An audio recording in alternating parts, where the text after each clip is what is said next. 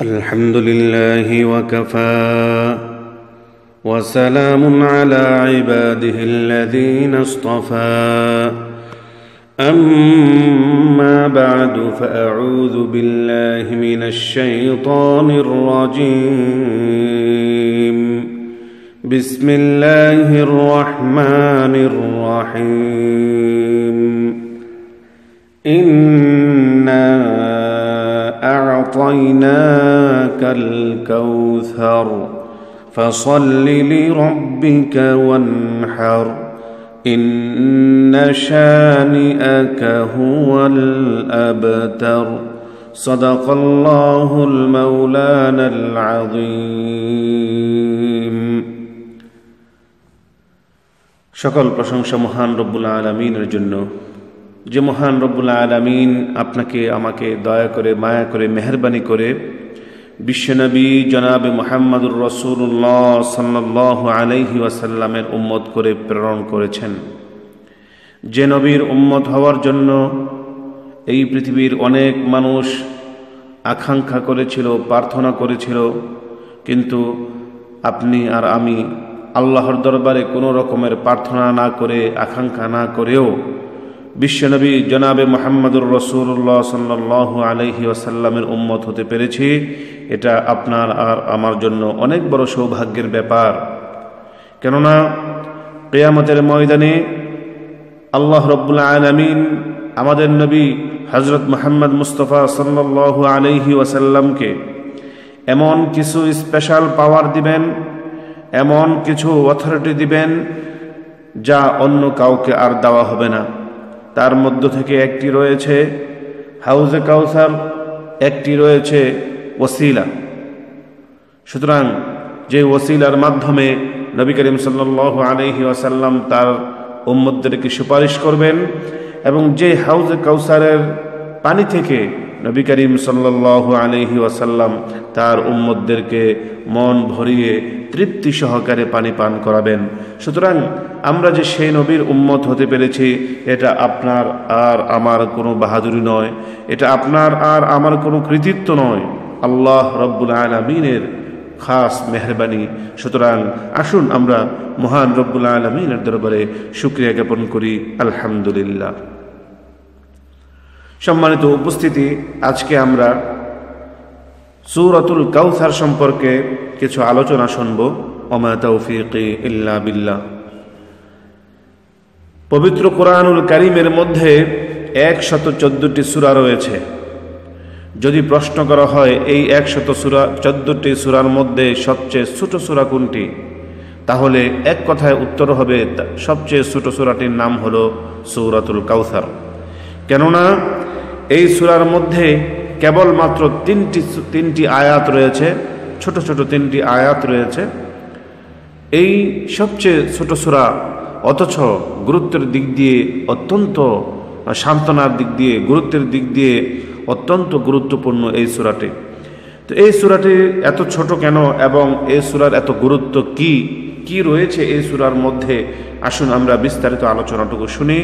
যদি মনোযোগ সহকারে আমরা পুরো আলোচনাটুকু শুনি, তাহলে হয়তোবা আমরা বুঝতে পারবো সূরাতুল কাউসারের গুরুত্ব আসলে কি। আসুন প্রথমে আমরা এই সূরার অনুবাদটুকু আমরা জেনে নেই।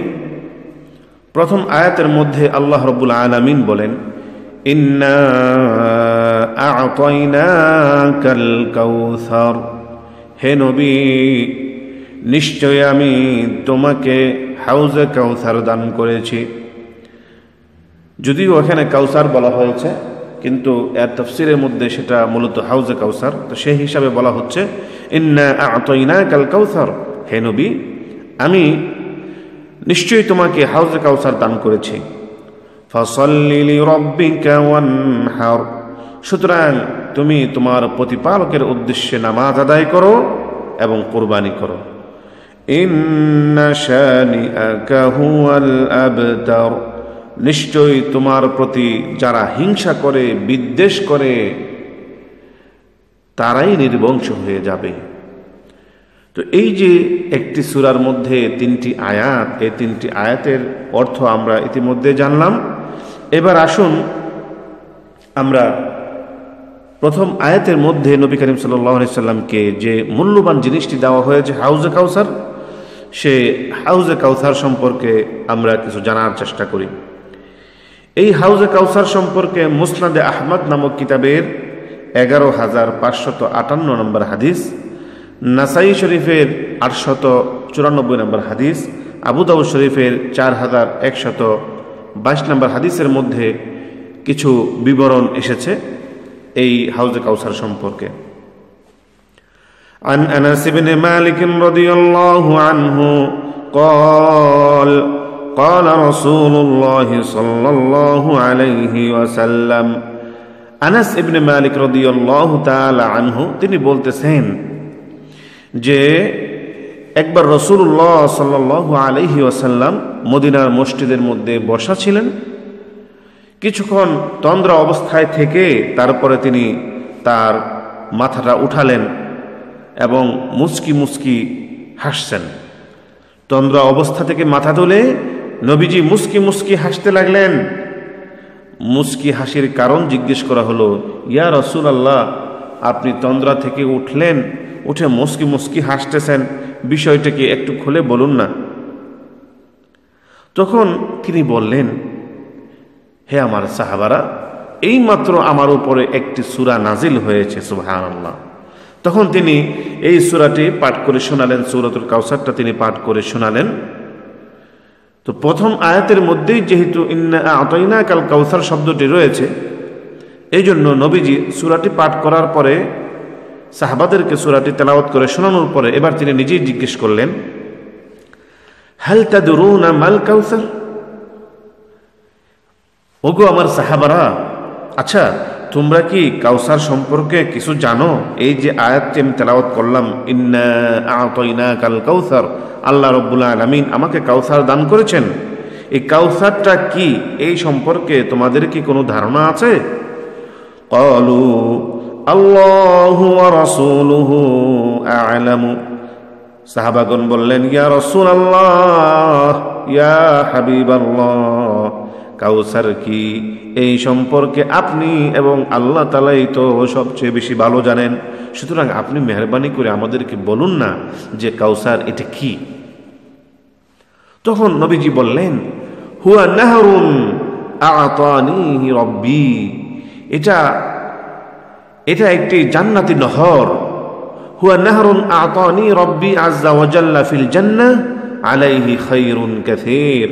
ওগো আমার সাহাবারা, কাউসার হলো জান্নাতি একটি নহর, এই নহরের মধ্যে বহু কল্যাণ নিহিত রয়েছে, সুবহানাল্লাহ।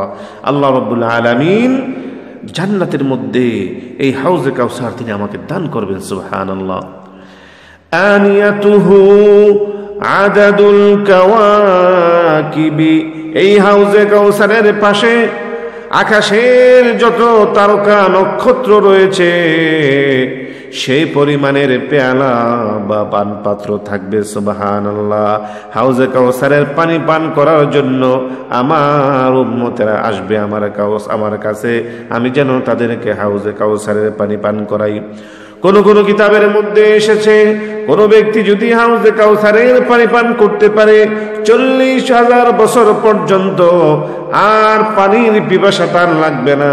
কোন কোন কিতাবে বলা হয়েছে জান্নাতে যাওয়ার আগ পর্যন্ত কোন ব্যক্তির আর পানির পিপাসা লাগবে না, সুবহানাল্লাহ।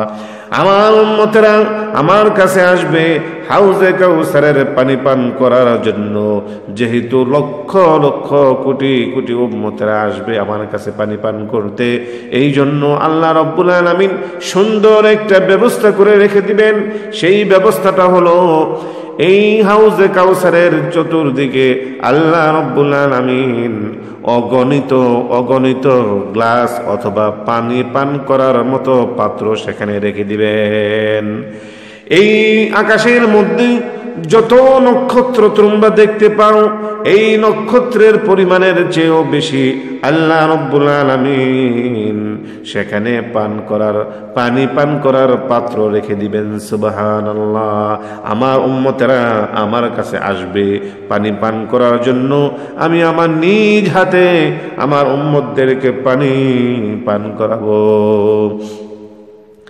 তারিদুহু আলাইয়া উম্মতি ফায়ুখতালাজুল আবদু মিনহুম, আমার কতিপয় উম্মতেরা পানি পান করতে যখন আসবে তখন আল্লাহ রাব্বুল আলামিন তাদেরকে হাউজে কাউসারের পানি পান করা থেকে সরিয়ে দিবেন, বিরত করে দিবেন, তাদেরকে এখান থেকে সরিয়ে দিবেন। আমার কতিপয় উম্মতেরা পানি পান করতে যখন আসবে তখন তারা আর পানি পান করতে পারবে না, তাদেরকে এখান থেকে সরিয়ে দেওয়া হবে, যাও তোমরা এখান থেকে যাও, দূর হয়ে যাও। ফাআকুলু ইয়া রাব্বি ইন্নাহু মিন উম্মতি, আমি তখন বলবো ইয়া আল্লাহ, আপনি আমাকে এই হাউজে কাউসার দান করলেন, জান্নাতের মধ্যে হাউজে কাউসার দান করলেন। এই হাউজে কাউসার পেয়ে তো আমি অনেক খুশি, আমি আমার উম্মতদেরকে এই হাউজে কাউসারে পানি পান করাচ্ছি। কিন্তু আমার কতিপয় উম্মতেরা আমার কাছে আসার পরে তাদেরকে কেন এখান থেকে দূর করে দেওয়া হলো? আমি তো মনে করি তারা আমার উম্মত। আল্লাহ রাব্বুল আলামিন বলবেন, তখন আল্লাহ রাব্বুল আলামিন বলবেন ফায়াকুলু লি ইন্নাকা লা তাদরি মা আহদাসাকা বা'দাকা, ওগো আমার হাবিব, আপনি তো জানেন না আপনার ইন্তেকালের পরে এই সমস্ত উম্মতরা কত নতুন নতুন ধরনের বেদাতের আবিষ্কার করেছিল। হে নবী, আমি আপনাকে হাউজে কাউসার দান করেছি, আপনি আপনার উম্মতদেরকে হাউজে কাউসারের পানি পান করাবেন, এটা তো আমার নিজেরও ভালো লাগে। কিন্তু কথা হলো আপনার উম্মতেরা যারা নাকি আপনার ইন্তেকালের পরে তারা বিভিন্ন বেদাতি কাজকর্মের সাথে লিপ্ত হয়ে গেছিল, এমন ব্যক্তিদেরকে আমি এই হাউজে কাউসারে পানি পান করতে দিব না, যদিও তারা আপনার উম্মত হোক না কেন। সুতরাং ভাইয়েরা আমার, এই হাদিস থেকে পরিষ্কারভাবে আমরা বুঝতে পারলাম নবীজির সমস্ত উম্মতদেরকে হাউজে কাউসারের পানি পান করতে দেওয়া হবে, কিন্তু একমাত্র তাদেরকে দেওয়া হবে না যারা এই পৃথিবীর মধ্যে বিভিন্ন রকমের বেদাতি কাজকর্ম করে। সুতরাং আমাদেরকে যাবতীয় বেদাতি কাজকর্ম থেকে বিরত থাকতে হবে। একেবারে পুরা কোরআন এবং হাদিসের যে আলোক, কোরআন এবং হাদিসের আলোকে জীবন গঠন করতে হবে, কোরআন এবং হাদিস মতো জীবন যাপন করতে হবে। তবেই কিয়ামতের ময়দানে প্রিয় নবীজির হাতে আমরা হাউজে কাউসারের পানি পান করার মতো সৌভাগ্য হয়তোবা লাভ করতে পারবো। তো এই যে সূরাতুল কাউসার, এই সূরাতুল কাউসার সম্পর্কে এটা অবতীর্ণ হওয়ার ক্ষেত্রে দুটি মতামত পাওয়া যায়। কেউ কেউ বলেন এই সূরাটা সূরাতুল মাক্কি, যেহেতু এই সূরার কোরআন শরীফ যখন আপনি বিভিন্ন সূরার নাম দেখবেন পাশে দেখবেন মাক্কি মাদানী লেখা থাকে। মাক্কি লেখা থাকলে বুঝতে হবে সূরাটা মক্কায় অবতীর্ণ হয়েছে, মাদানী লেখা থাকলে বুঝতে হবে সূরাটা মদিনায় অবতীর্ণ হয়েছে। তো এই সূরার উপরেও সূরাতুল কাউসার মাক্কি লেখা রয়েছে।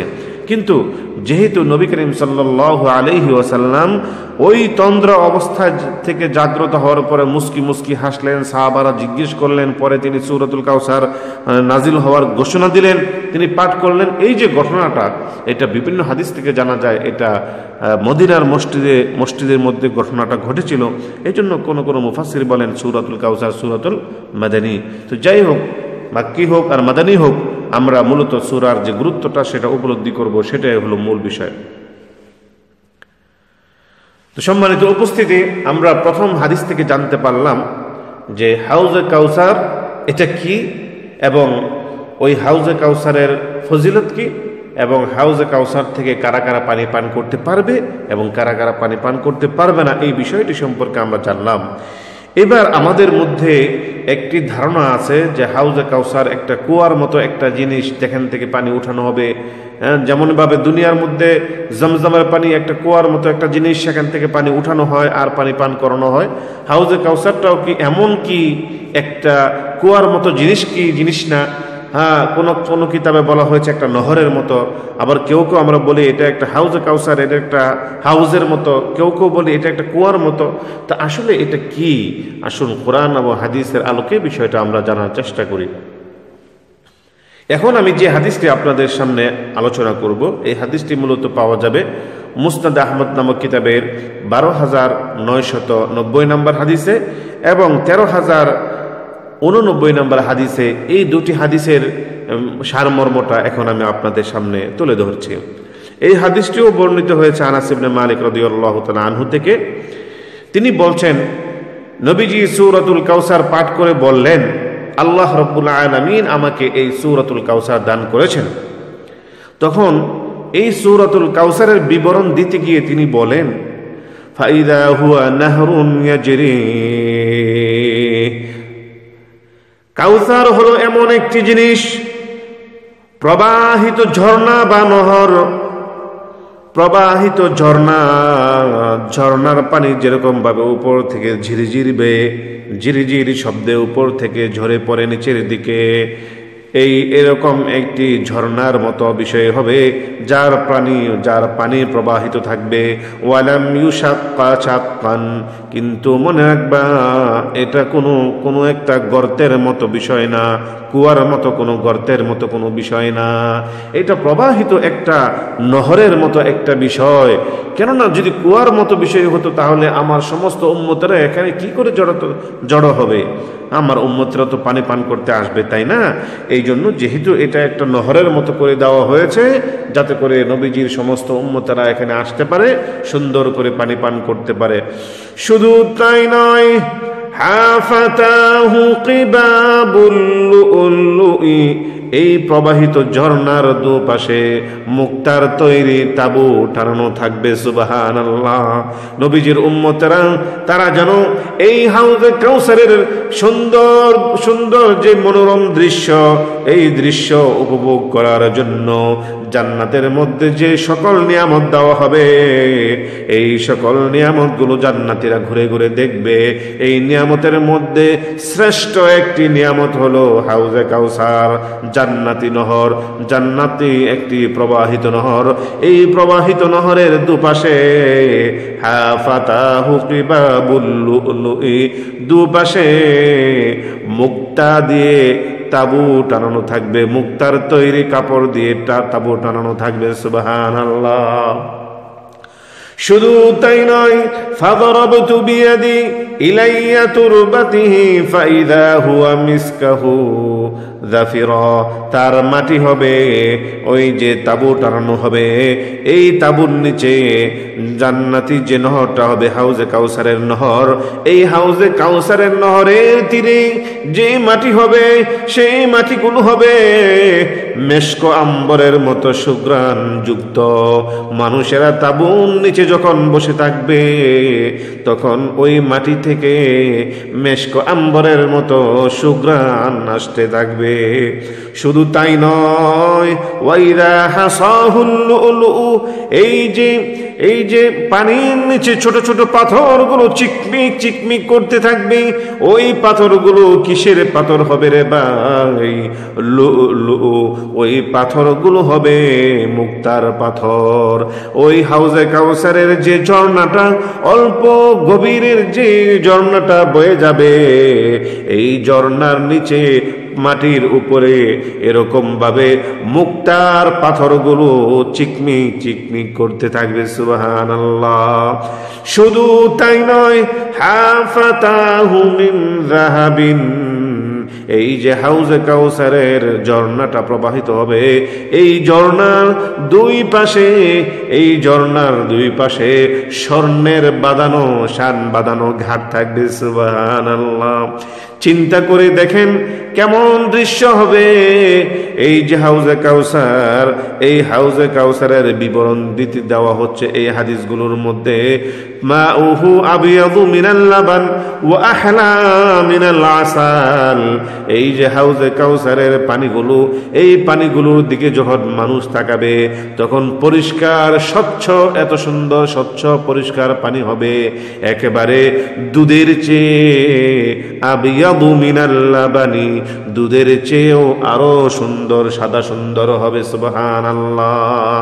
শুধু তাই নয়, ওয়া আহলা মিনাল আসালি, এই পানিগুলো পান করতে এত সুস্বাদু হবে। দুনিয়াতে আমরা যে মধু খাই, এই মধু কত মিষ্টি, মধুর চেয়েও আরো মিষ্টি হবে এই পানিগুলো। সুবহানাল্লাহ। তারিদুহু তয়রুন আ'নাকুহা মিসলু আ'নাকিল জুজুরি। এই হাউজে কাউসারের এই পানির মধ্যে, সমুদ্রের মধ্যে যদি পাখি না থাকে সমুদ্রের সৌন্দর্য বর্ধিত হয় না।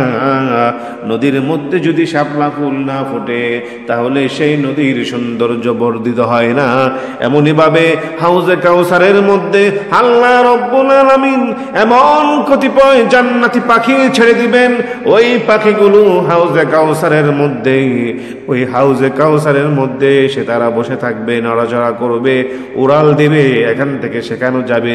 কিন্তু এই পাখিগুলোর গলাটা এত সুন্দর হবে, গলাটা অনেক লম্বা হবে এবং অনেক সুন্দর সুন্দর কালারের হবে। সাগরের মধ্যে দেখা যায় যে অনেক সোনালী কালারের পাখি থাকে, গলার মধ্যে কত রকমের সুন্দর কালার থাকে। ওই পাখিগুলো দেখে এই হাউজে কাউসারের পাখির কথা মনে পড়ে যায়। এত সুন্দর পাখি হবে। নবীজি যখন নাকি সাহাবাদের সামনে সাহাবাদেরকে বসিয়ে এই হাউজে কাউসারের বিবরণ দিতে লাগলেন, বিশেষ করে পাখির কথাগুলো যখন নাকি তিনি বললেন, তখন এই কথা শোনার পর আবু বকর রাদিয়াল্লাহু তাআলা আনহু তিনি আর ধৈর্য ধারণ করতে পারলেন না। আবু বকর বললেন, ইয়া রাসূলুল্লাহ, ইয়া হাবিবাল্লাহ, ইয়া রাসূলুল্লাহ, ইন্নাহা লানাইমা। হে রাসূলুল্লাহ, আপনি হাউজে কাউসারের যে পাখিগুলোর বিবরণ দিলেন, এই পাখিগুলোর কল্পনা আমি করলাম। কল্পনা করার পর আমার কাছে মনে হলো ইন্নাহা লানাইমা, এই পাখিগুলো বুঝি খুব সুন্দর হবে, অতি চমৎকার হবে, এইরকম আমি কল্পনা করলাম। আসলেই কি এমন হবে কিনা? নবীজি তখন বললেন, فقال أكلتها أنعم منها। হে আবু বকর, কল্পনা করে তুমি হাউজে কাউসারের যে পাখিগুলোর চিন্তা করলা এবং তোমার কাছে মনে হলো এটা খুব চমৎকার হবে এবং খুব সুন্দর হবে। হ্যাঁ আবু বকর, আসলেই সুন্দর হবে, আসলেই চমৎকার হবে।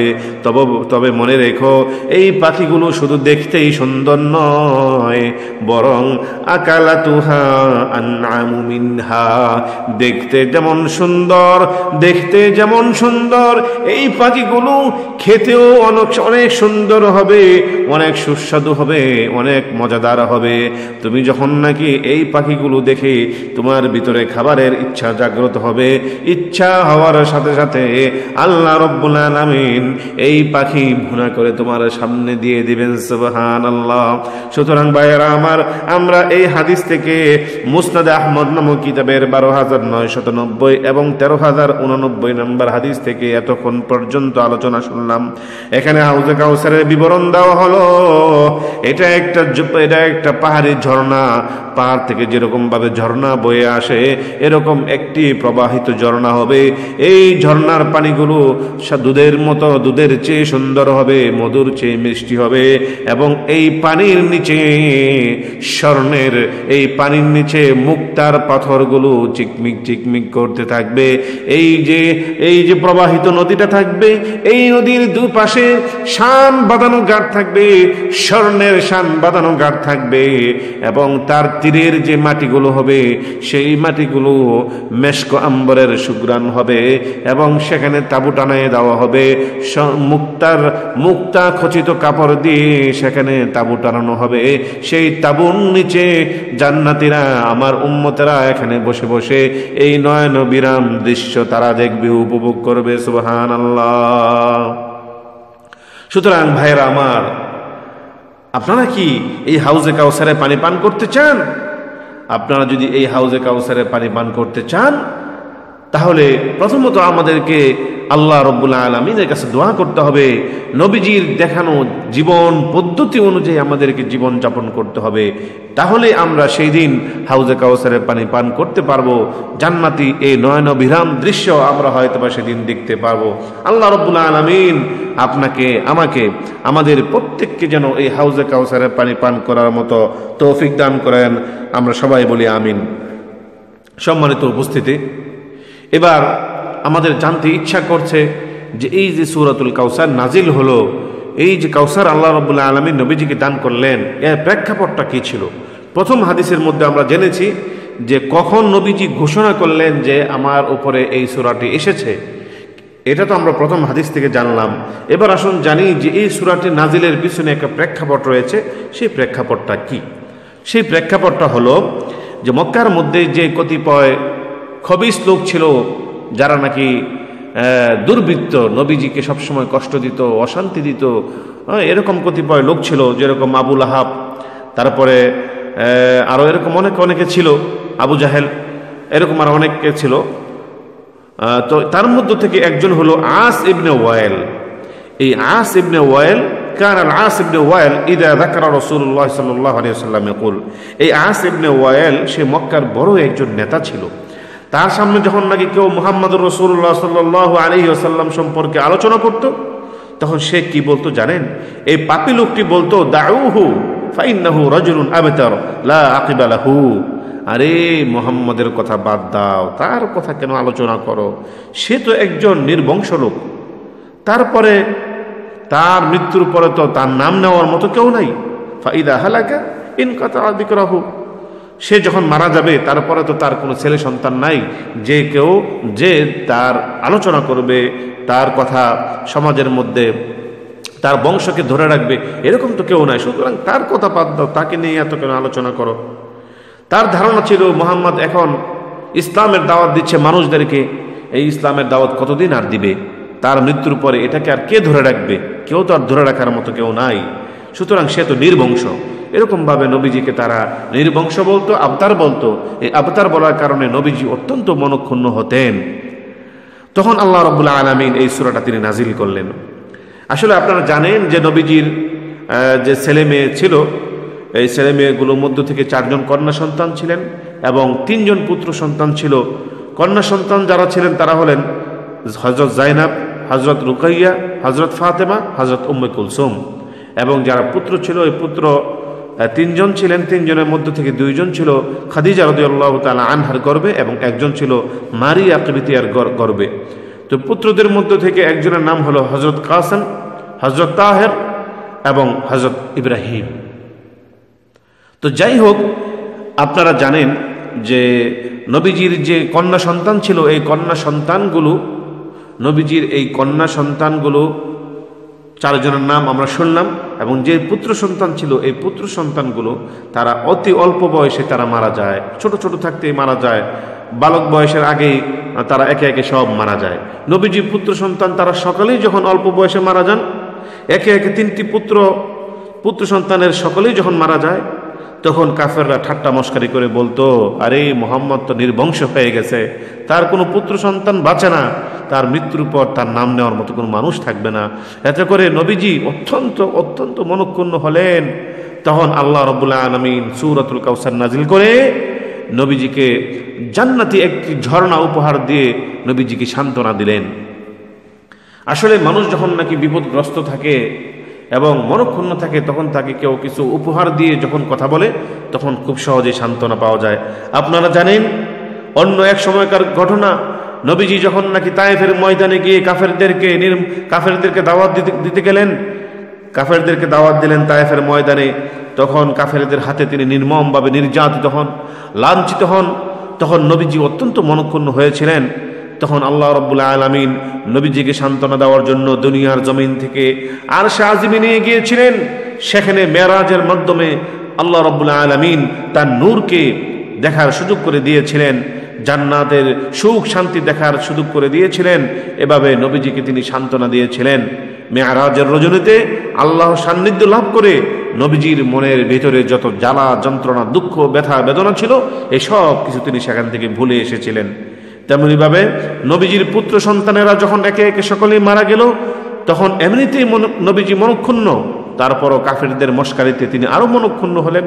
তখন আল্লাহ রাব্বুল আলামিন নবীজিকে সূরাতুল কাউসার নাজিল করে বলেন, হে নবী, আপনি দুশ্চিন্তা করবেন না, আপনি হতাশা হবেন না, আমি আপনাকে জান্নাতে হাউজে কাউসার দান করলাম। আর আমি আপনাকে ঘোষণা দিলাম, আপনাকে আমি সান্ত্বনা দিয়ে বলছি, যারা আপনাকে নির্বংশ বলে, মনে রাখবেন তারাই একদিন নির্বংশ হয়ে যাবে, আপনি নির্বংশ হবেন না। সুবহানাল্লাহ। সুতরাং আজ আমরা তাই দেখতে পাচ্ছি। আজকে আমরা কি দেখতে পাচ্ছি? আজকে আমরা তাই দেখতে পাচ্ছি সেই সকল কাফেরদের নাম পৃথিবী থেকে আজ নির্মূল হয়ে গেছে, তারাই আজকে নির্বংশ হয়ে গেছে।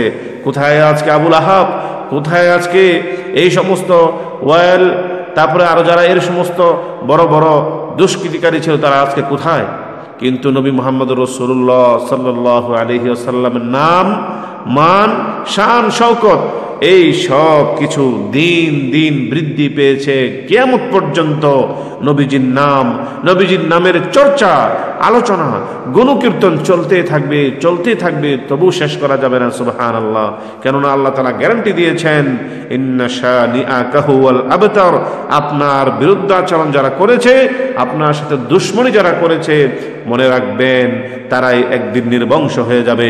আল্লাহর কথা সত্য। সুতরাং আজকে আমরা তাই দেখতে পাচ্ছি, আজকে তারাই আজকে নির্বংশ হয়ে গেছে।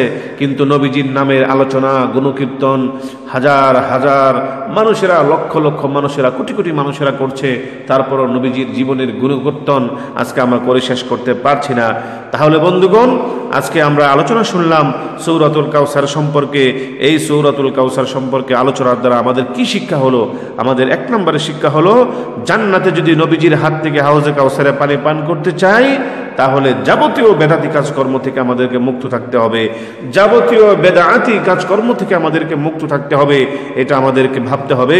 সুতরাং আপনি যদি আপনার এলাকার মধ্যে একটি জায়গা জমি ক্রয় করেন, সেই ক্ষেত্রে আপনি এই জমির পূর্বের কত বছরের পর্যন্ত তার নথিপত্র, তার হিস্ট্রি, তার দলিলপত্র আপনি খুঁজে দেখেন যে জায়গাটা ঠিক আছে কিনা, তার সব কিছু সহি আছে কিনা।